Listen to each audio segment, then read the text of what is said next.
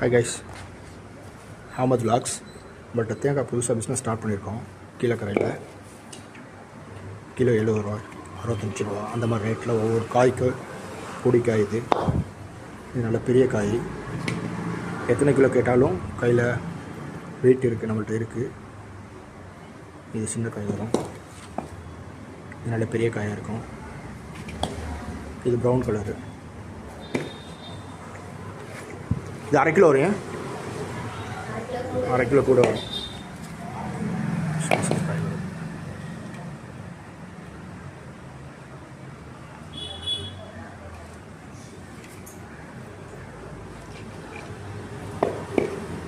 சின்ன காய்.